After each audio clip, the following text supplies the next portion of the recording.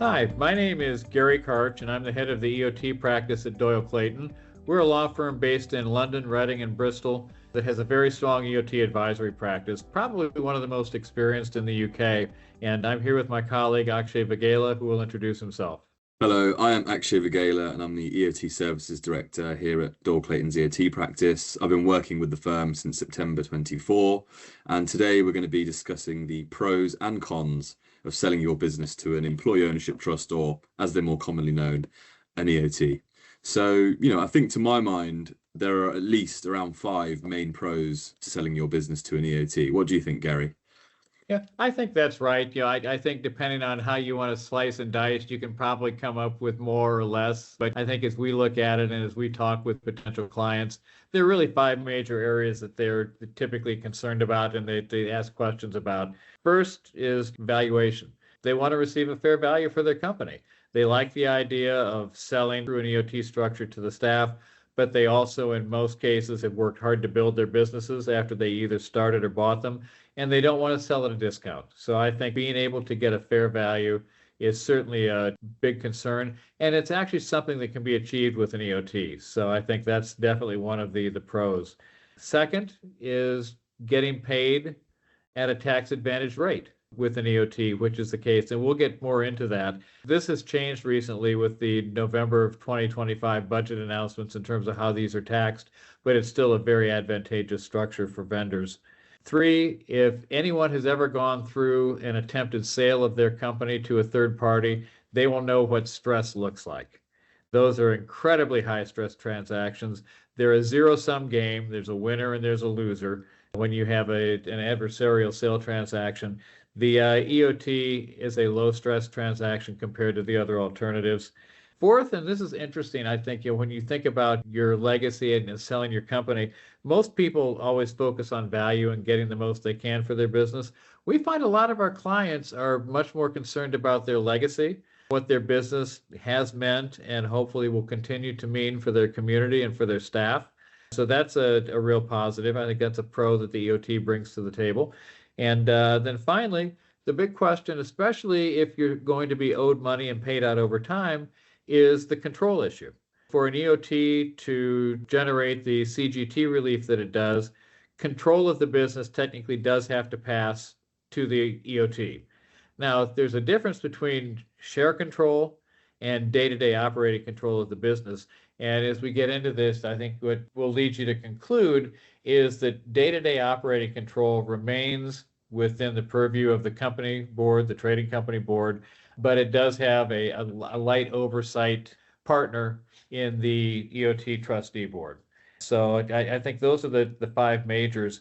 And it's an important point, I think, with control, because actually, I don't know what you think about this, but most of our clients are not 65 or 70 years old looking to walk away the day after this completes.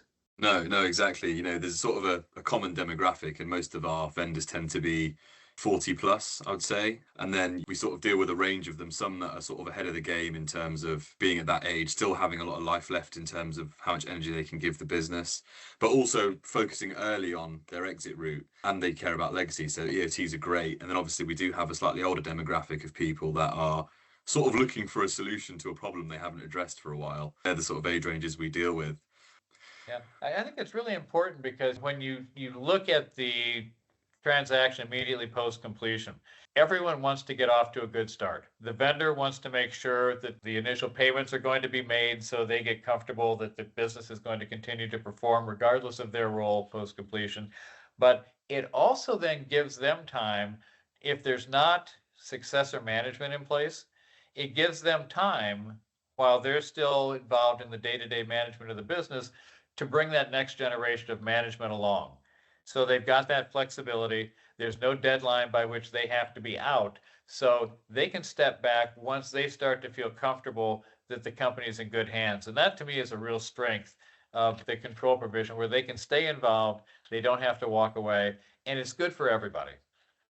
Absolutely. Some of them, like you say, some businesses haven't built that team yet, haven't built the people that might step into the owner's shoes. Some clients are already in that position, they've built the team, And so control post EOT is not as important, but it always is. And then you have other clients who haven't built that team and they use the sale to kickstart that process of building the team. A range of clients at different times, but there is sufficient control remaining with the vendor to continue on that front and have the control they need to guarantee that their payments are going to be made in the future. Completely agree. Completely agree. So let's go ahead and start going through the pros, maybe individually and in the order that we talked about. So first would be getting fair value for your company. Sure. Look, there is a myth around the market that, if you do sell to an EOT, you might get a lower value. That's not always the case. I mean, generally, third-party sales, private equity, you might get an extra turn or a half a turn of EBITDA. But the point is the principles are the same. So when we're looking at an EOT and we're looking at valuing the company for the sale, the same principles in terms of valuation apply. We'll always look at a company's financial performance, history, the accounts, and any adjustments to normalize what we'd call earnings or EBITDA. And then applied to EBITDA would be a multiple. And that multiple is usually based on the sector within which that company operates.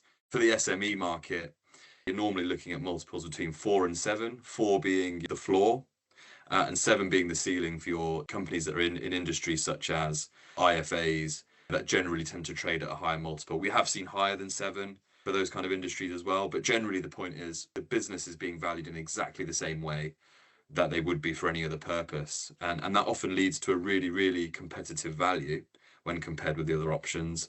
And then with the tax relief coming in, our mantra is always focus on what you keep rather than what you get. So don't focus on what you're going to get in terms of sale price, focus on what you're going to keep in terms of net proceeds in the pocket. And because of the tax relief, which we'll go into in more detail, the EOTs can be really, really valuable. What do you think, Garry? Yeah, I agree. And I think it really goes back to the commercial approach that we take with respect to EOT transactions. I think without having an anchor point in terms of value, it's very difficult for a vendor to try to see whether or not an EOT makes sense compared to the third-party sale alternatives, whether it's a trade buyer or private equity. Could you talk a little bit about the role of a feasibility analysis in sort of helping that process along? And what that brings to the table. Sure. So in our opinion, in our view, feasibility analysis is absolutely key to any EOT deal. The first thing that it allows an owner to do is look at what the transaction would look like for them, both in terms of the value on offer and in terms of the repayment period and the cash flows that that business could generate in the future. It's a really important starting point. It puts the owners in the hot seat, essentially. They sort of see the deal, they can feel what it would look like, and then the real questions start to come out. And by the way, we offer this as a complimentary piece. So if anybody does want to dive into analysis, please feel free to reach out to myself or Garry. But the other thing that it does, and this is something that when we talk about value in an EOT, is when it's commercially structured the right way, you can gain an extra benefit. And that benefit comes from charging interest on what we call a vendor loan or deferred consideration. So in many of these deals, you don't get your cash up front, but you can take cash that you've pooled for a long time at a very favorable rate.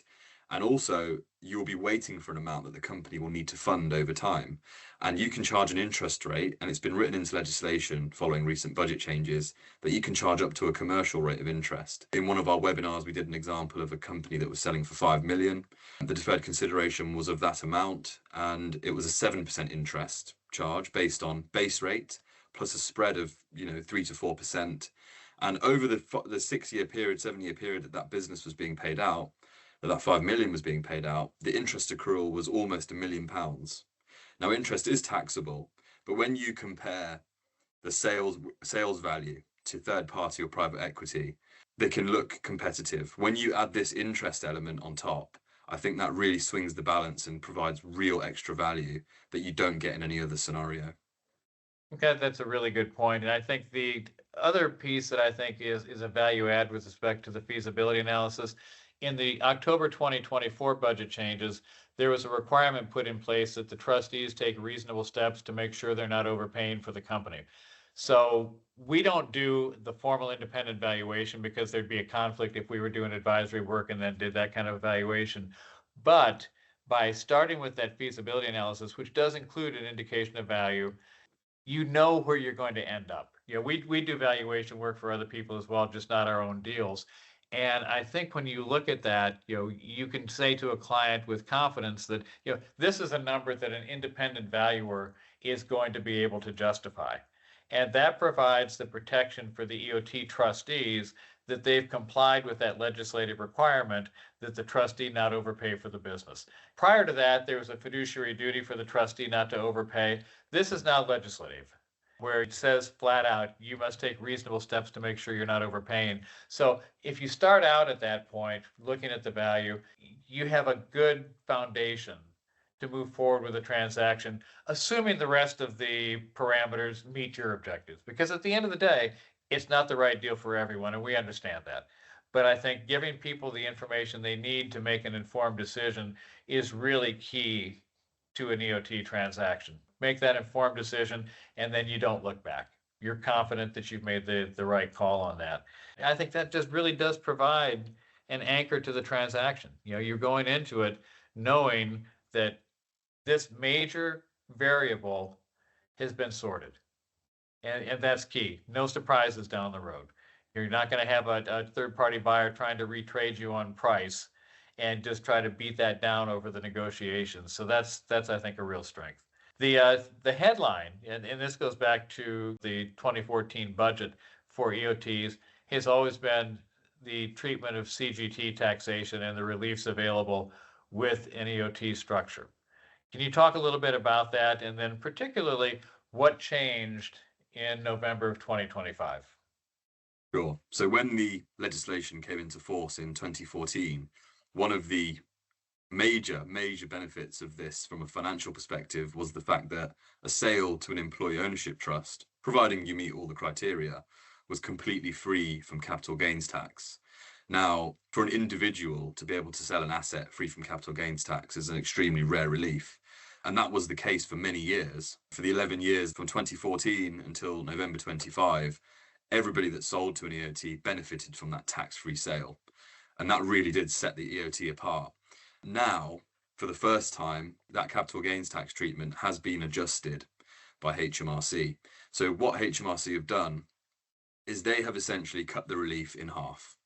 So whilst you had a 100% tax-free sale before, you now have a 50% tax-free sale. And the way that works is the relief is written such that it will halve the headline capital gains tax rate when you sell to an EOT. So the current headline rates are 24%. And if you sell to an EOT, essentially 50% of that is exempt from charge, and the other 50% is charged at 24%. So to make that really simple, it's an effective rate of 12% now. And that has adjusted the nature, in essence, of the EOT. And I think what it's done is it's meant that people don't just look at the EOT for the tax incentive anymore. Yes, they do still get a huge tax incentive. That's still the lowest rate on the market. EOT relief at 12% is lower than business asset disposal relief, which is at 14, going up to 18. So it's still extremely valuable. But what it does, it means that it's a more unified approach coming into an EOT sale. A vendor really wants the benefits for the staff as much as they want the tax advantaged income from it. Those are the key changes. And there are sort of some implications that have arisen as a result of that. So now a consideration when selling to an EOT is timing of the tax payment. So typically capital gains tax is payable in the 31st of January following the end of the tax year in April. So if you sold to an EOT in the current tax year, 25-26, which ends in April 26, you'd have to pay your CGT liability by January 28. That's obviously a lump sum based on the entire amount. And in many circumstances, the payments that have come out at that point might not be sufficient to cover the tax. So HMRC do offer the option to pay by installments if it can be reasonably assessed that you can't meet your tax liability up front. And there's also other ways of managing it. So if you know that you'd like to sell in the next few months, for example, we could make sure that the sale is in the end of April into the next tax year, which buys you almost another whole year's worth of time to save up for that liability. There are methods to manage it, negate it, but overall, that change has not really affected the nature of the opportunity, the benefits that the EOT brings. And, with our experience since the change over the last 4 to 5 months, we had many clients that were actually preparing for a tax-free sale. And then that week of the budget, the terrible budget, 5 days later, One of our clients, for example, went up from 0 tax to 4 million in tax, but it didn't stop them from going ahead with the sale because they still recognized the benefits and still recognized the 50% tax saving. So, huge changes, Gary. And obviously you've been in the space and been advising on these deals since the initial legislation came in. So what impact do you think it's had? Yeah, I think it gave people pause for thought. I think everybody, who was, involved in the process had one of those oh no moments.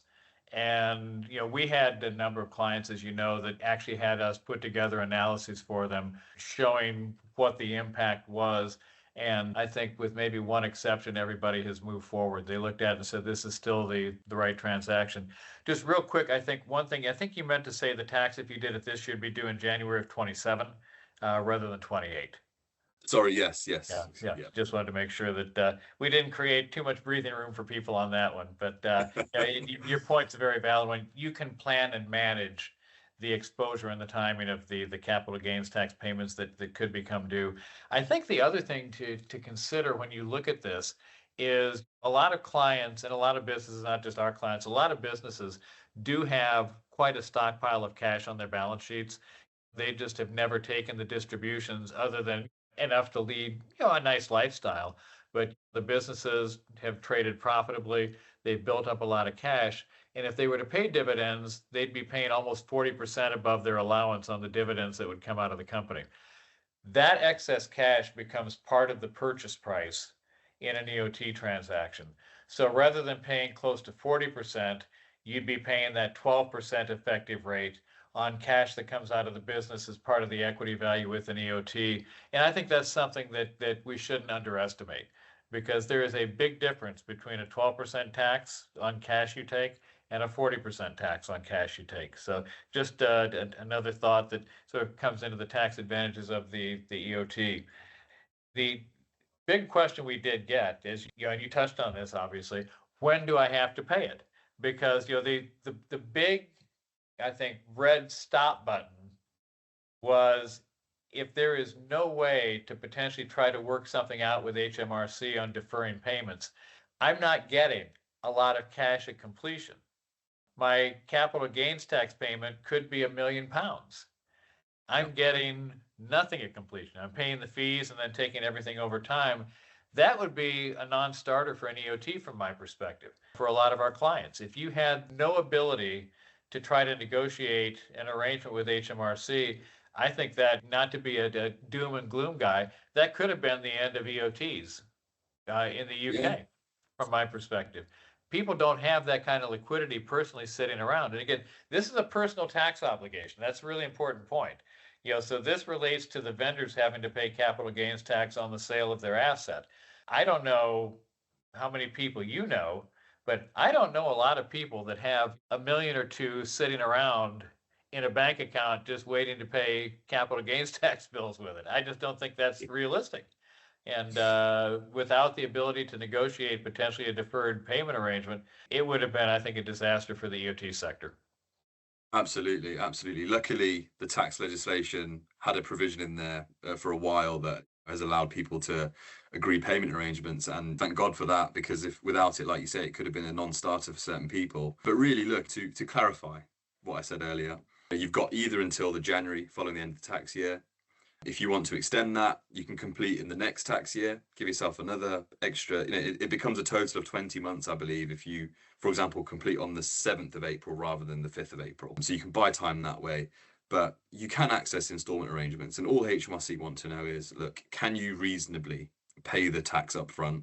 And if it's clear that you can't, then you can enter an installment arrangement. And there's rules around it. So the rules are that you'll be receiving consideration payments over a period that is longer than 18 months.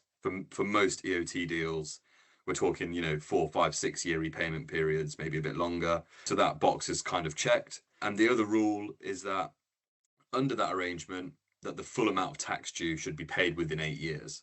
So, it fits the bill for an EOT. And the way it operates in practice is you would agree the arrangement with HMRC. They would want to see the share purchase agreement or maybe a payment schedule just to show what you're actually due to receive. And then they will take 50% of every installment you receive. So if you were going to receive £100,000 every quarter for the next 3 years, they would take 50% of that payment every quarter until the tax is paid. So that's kind of how the payment arrangement works. And from a structuring perspective, there are many commercial reasons why you might not want to take, if you have got lots of cash in the company, that you might not want to take it on day one anyway, because you might not be comfortable, for example, stripping all that cash out of the business. You might want to keep it there for working capital or for comfort. So you can also arrange your payment schedule, decide your payment schedule in a way that the payments start slower and then gradually increase as you go to de-risk stripping the cash. And that can also support, in some cases, accessing a payment arrangement with HMRC. Okay. All right. Thank you. I think moving along to our third pro, and it really relates to the stress levels of different types of transactions. With an EOT, and I think people sometimes underestimate the value of this, but you control as the vendor virtually all of the transaction variables. This is your deal. You're not negotiating with someone across the table. It is not an adversarial transaction where there has to be a winner and a loser in the buyer and seller confrontation. So I think that is a big point, because if you talk to someone who's gone through a sale, even one that completed successfully, it's not a pleasant process. You're always going to have the buyer telling you what a great partner they're going to be and how they're going to be really easy to work with. That might be the case once the transaction is done. Everybody's in the same boat, pulling together to achieve the same objectives. But to get to that point, it can be a tooth and nail battle. You're fighting over value. You're fighting over adjustments to profitability. You're fighting over representation and warranties in the share purchase agreement. And in fact, what you are guaranteeing as the seller to the buyer is true as part of their due diligence process. So it's a very confrontational, very antagonistic process when you sell to a third party. Even if you think you've got the best partner in the world, getting to that point where they can be the best partner in the world is a very stressful process. I think when you look at the EOT, the only variables that you're not in control of through the process, and I hate to say one is a rubber stamp, but if you do it right, it's the transactions and securities clearance application with HMRC. In that, you outline the transaction, the commercial logic behind the transaction, and they will look at that and come back and say, this is not an attempt at tax avoidance. Therefore, you comply. We agree not to seek tax through a counteraction, as a result of this transaction for you. So you are reliant on HMRC giving you that clearance. It's not a requirement. It is for us and for our clients. Yeah, we do that for all of our clients because there's no charge, and they usually turn the clearances around in 2 to 4 weeks. So it's a very quick process, and it gives you something in writing that says this is not tax avoidance, therefore we're not going to come after you for tax on the transaction. Really important. The other thing that you're not in control of is if you are large enough and can access third-party finance, and that's typically businesses with $1 million to $1.5 million of EBITDA or operating cash flow to start with. You'll get some interest from lenders potentially on borrowing to support the transaction. You don't control their credit process. That's the other part where you're kind of at their mercy. They want to get there. They get paid to put loans on the books, so it's in their interest to get there. But there are credit processes at all of these various institutions, whether it's high street banks, whether it's, call them challenger banks, whether it's debt funds, they each have their process, and their process has its own timing. And you're not going to change that timing. As much as you want to, as much as you might get frustrated, those are things you can't control. You know what's going to happen with HMRC. If it's done right and you've got an advisor who's been down the road, you're going to get the clearance. That's not an issue. With the lender, more and more of them do understand the EOT structure after, we're going into year 12 now of the EOT structure, but there are still some that do not. They don't understand the structure. They don't understand this is not a holding company subsidiary relationship between a trust and the trading company. So there can be some frustrations and some time lags as you go through and explain the transaction to multiple people at times within the lender. So those are the two aspects you don't control in an EOT. A vendor finance deal, there's really nothing that's going to stop you from completing, assuming you meet the requirements, from the time you say go until you get to completion, because there's nothing you can't control during that process. That takes a lot of stress off the table, a lot of stress. Absolutely. So I think that's something that a lot of people may not think about because it's sort of a softer type benefit, but it's a benefit nonetheless if you've ever gone down the road with a third party sale. I think the other thing is, what's important, and again, as commercially focused people, at times I think we have a bias toward looking at value and maximizing value for our clients, et cetera. But we have had a number of clients that have not felt like they needed to push value as far as they possibly could. They looked at the legacy that they wanted to leave, and that can be in a smaller community where they're a large employer. It can be through taking care of their staff on a longer term basis. Those factors are just as important to a lot of our clients as value. I mean, nobody wants to sell at a discount, and they shouldn't. I mean, they've worked hard to build what they have. But when it comes down to that last few £100,000 or that last half multiple of EBITDA, half turn we call it of EBITDA, they aren't that concerned about that. They look at it and say, we've made a good living, we've got enough money, this is great. We can be flexible as the financing source. If we need to defer some of our payments, we can do that to make sure the business does well. That's really important to them. And I think that's one of the benefits of the vendor finance deal as well, is it gives them the flexibility to manage the process based on how the company performs, even post-completion. Third-party debt, you don't have that latitude. So it's, as much as you might want to leave a legacy, you still have mandatory principal and interest payments that you have to make with a third-party lender. And that sort of factor of I'm taking care of the company, the business, and the community is a little harder to execute in that situation because you don't have control over whether you defer those payments or not. They're due, and if they aren't made, the lender is going to have its own set of remedies that it wants to pursue. Doesn't mean they're going to put you into administration, but it may mean a restructuring with fees that go along with that type of thing. But I think it's been a pleasant surprise to me, having done this kind of work for almost 40 years now in the US and the UK. It's been a pleasant surprise to see the focus that a lot of UK business owners do have of taking care of the people that help get them where they are and being cognizant of the role their companies play in the community where they're located. I think that's an important factor for a lot of our clients. Absolutely. And even if I go back to my first experience 5 years ago of advising on an EOT, the first vendor that I dealt with was really not concerned about maximizing value. They were just concerned about getting the value that they felt was fair and getting the business, giving the employees who are the new owners and beneficiaries through the trust, giving them a leg up to say, look, go, grow the business, go for it. I'm not asking for the full 5 million, I'm asking you for 3, go ahead. And that's not very common. But the point is, either way, you have almost two styles of vendors. Ones that are willing to take a little hit on value to give the company an advantage, the employees an advantage. And you have some that quite rightly want the fair value for the business.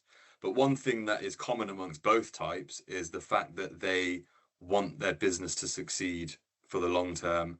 They want the people that have been with them to build that company over the years to have a safe place to work, a place to succeed. And they, it's their baby, it's their life's work a lot of the time. And that's been really pleasant to see through advising on as many deals as we have, that owners really care about their businesses and the longevity of them.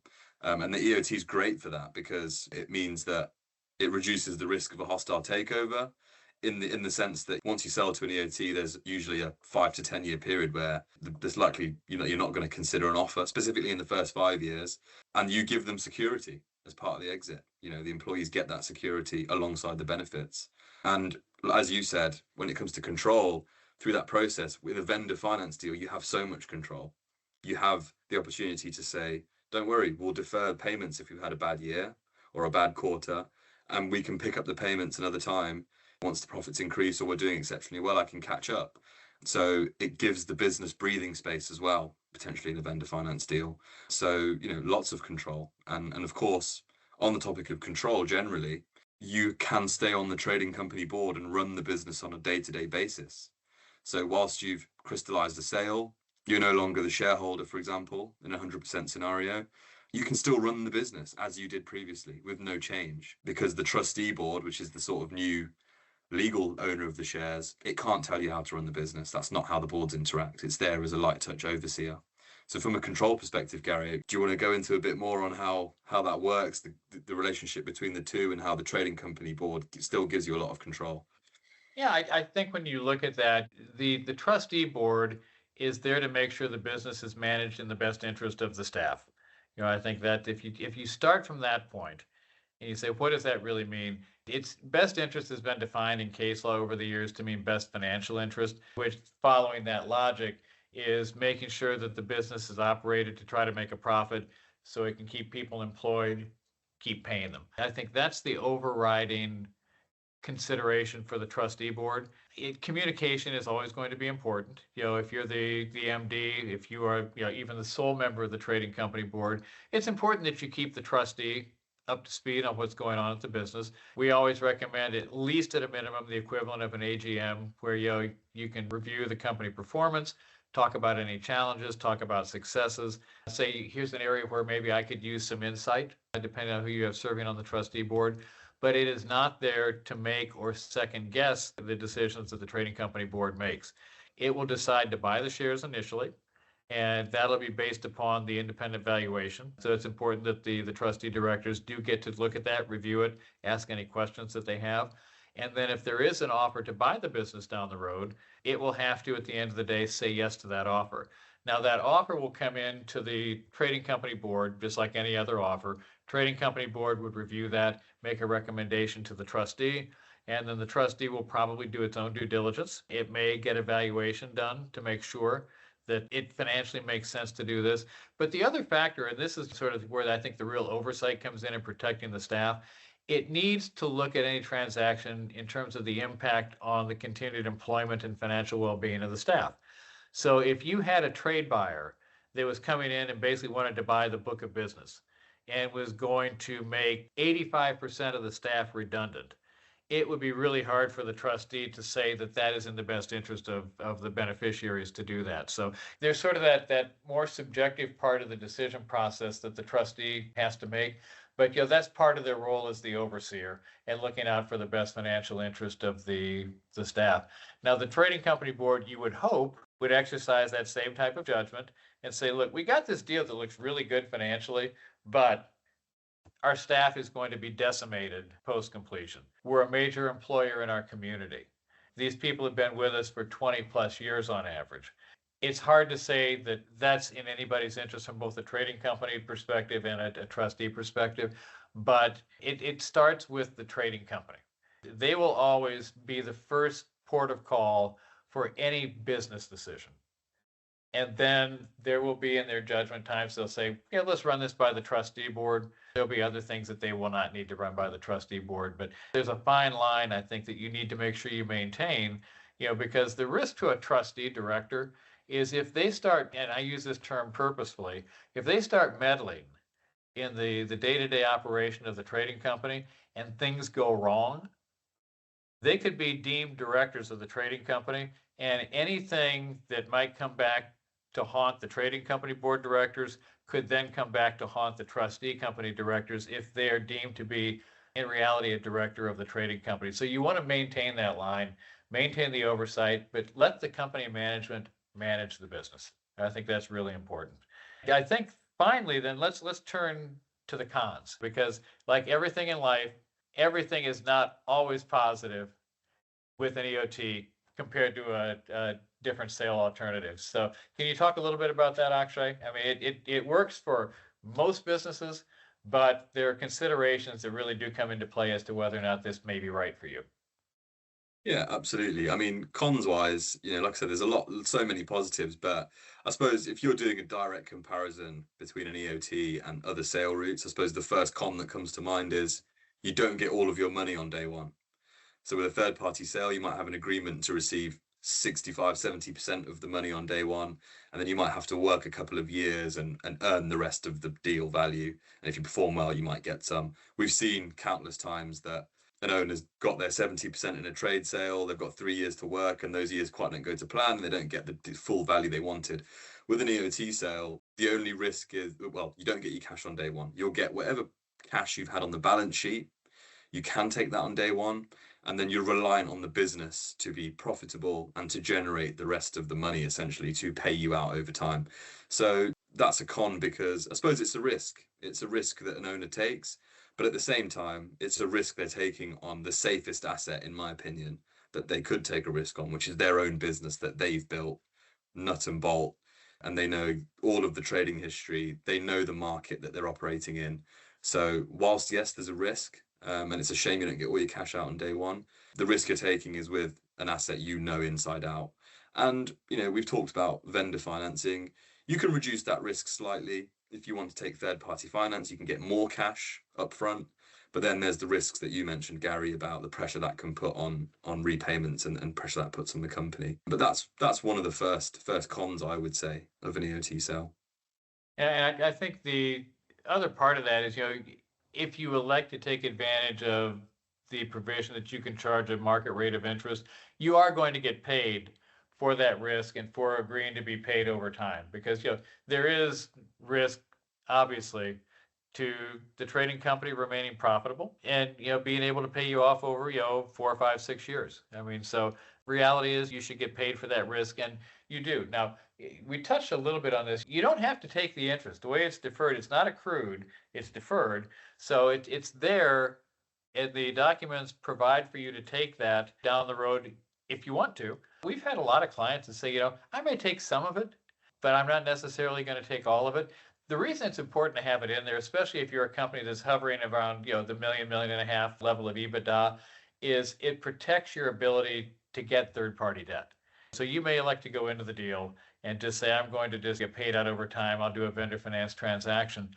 But down the road, let's just say you wanted to accelerate the payments by getting third-party debt. If you didn't have an interest rate on the vendor loans, it would be really difficult for the trustee to say, I am now going to go out and raise debt that's going to cost 7 or 8%, where I'm not paying any interest whatsoever on these vendor loans. So the trustee is in a little bit of a quandary as to how it justifies starting to pay interest on £4 million at 8% when it's paying nothing right now. So that's the other, I think, sort of safe harbor with having a stated interest rate, whether the vendor elects to take it down the road or not, is it provides the commercial structure that the trustee can say, this is the same deal. It's 7% interest, I'm paying 7%. When you pay it is pretty much irrelevant. It's just, it's a commercial structure. Without that in the vendor loans, it's difficult. I'm sure that there'd be some creative minds that could figure out a way to justify it, but it's not an easy justification. Let's just put it that way. I think the other con, it goes back to what we talked about with the whole idea of synergies and value. When you talk about, the synergies that a trade buyer may see in a deal, and by synergies, we mean cost reductions, increased profitability through, increased sales, clients, et cetera, is at that point, there is an additional piece of the pie that can be divvied up between the buyer and the seller. So if you say, look, we can cut costs by 10% at the target by bringing in accounting, HR, all of the types of support functions into one company. One, yes, you are going to have some redundancies generally at the target, because the buyer typically doesn't let people go at its level. But then you get into the question of who gets how much of that. The buyer is going to say, I'm the one who is able to create these, therefore I should get the benefit. And we should not value the company off of what additional cash flow I'm going to create. The seller, if they're negotiating well, they have good advisors, will say, no, part of that should come to me. You've got, I think, the ability in that kind of a deal, even though it's confrontational, you can negotiate additional value even above and beyond what might be a higher multiple in a trade sale. Private equity, not as much, because private equity and EOT multiples, in our experience, unless you're talking about a brand new platform for a private equity firm, which means a company to build around, they're going to pay roughly the same type of multiple that the EOT would, because those are just normal, non-synergistic valuations. So, I think from that perspective, you don't give up a lot. There's no real, I think, con to selling to private equity versus the EOT. except you get more value with the EOT, which comes back to fair value for your business. The commercial financing structure, as Akshay mentioned earlier, created almost another £1 million of value on a gross basis for the vendors in that deal. So it's one of those things, again, take the time to do an analysis up front. Don't go into a deal and just hope it's going to turn out for the best. There are plenty of people out there, us included, obviously, that are more than happy to work with you to try to look at alternatives to make sure that what you do is going to be right for you. And I think that's important. This is usually for most of our clients, this is a once in a lifetime transaction. You don't want to get it wrong. You want to get it right. And I think that means considering all the factors we talked about on the pro side. I think it means looking at your need for cash going forward, because if you need a large chunk of cash at completion, EOT is probably not the right deal for you. If you're looking to get 2/3 of the value paid to you in cash at completion, you're probably better off going through the third-party sale route. But if you don't need that, and some cash at completion would be great, the rest over time at a market interest rate is good. That does tend to work for most people. But we have had clients that ended up going the third-party sale route because they did want the cash at completion and wanted to be able to walk away very quickly post-completion. But that's their decision. And what we can do is support them in that with the analysis, and then let the chips fall where they may. They've got to do what's right for them, because they probably don't get a second chance. Most clients are not serial entrepreneurs. They've put their heart and soul into building the business they have, but a lot of them are tired. It is not easy building and running a company. And I think once they get to that point where they say it's time to take some money off the table, de-risk their lives a little bit, they probably aren't jumping back in to start a new company the day after completion. I mean, that's just the reality in that perspective. And I think the other thing too is when you look at the sort of structural comparisons, we have had a number of clients who have gone through a failed sale process. That gives you even more comfort as to the pros and cons. They've seen what a pain it can be to go through a sale process that doesn't even complete. You go through that, all of a sudden, the EOT starts to look even better. And I think, that's sort of my last point on the cons. So with that, you want to bring us home? Yeah. I mean, look, we've discussed quite a few things today, and pros and cons was the topic here. In reaching the end, I suppose, just to sum it up, we've discussed the pros, which are getting a fair value for your business, a great valuation, tax advantages on being able to take cash you've already got. You've got the tax implications, which are, I say implications, I'd rephrase that as advantages, because you do get a 50% off your CGT bill. And we've talked about the personal factor, the stress. It's a low stress sale compared to the other options, and also the fact that, look, you get to preserve the legacy and have a legacy, and preserve the company you've built, reward the employees you've got, and also retain a high level of day-to-day control once you've, as part of the sales. And the control starts from the beginning, the decision to sell, the control through the sales process, how quickly you move, control over payments coming out to you in the future if you're vendor financed, and also control of the day-to-day operations of the business. And those are all things that the EOT offers. So that's a summary of the pros. Anything you'd like to add to sign off, Garry? I think just if you'd like to learn more, we'd encourage you to take a look at a couple of our webinars that are also posted online. One is an introduction to EOTs that compares the EOT to both trade sale and private equity. I think you'd find that one very interesting from an overall value perspective, gives you an indication of what an EOT does look like in terms of the actual numbers compared to alternatives. And then we have another one up there on how you finance these, and the role of vendor financing in an EOT transaction. I think you'd find that to be valuable as well. And finally, if you are interested in discussing an EOT further, you can contact Akshay or me, either one of us. Our information is on the Doyle Clayton website under the EOT team, and we'd be happy to schedule a follow-up call. And if you are interested also in a feasibility analysis, we'd love to talk with you about that as well. So with that, thank you for your time. We appreciate it and look forward to hopefully speaking with some of you soon. Thank you.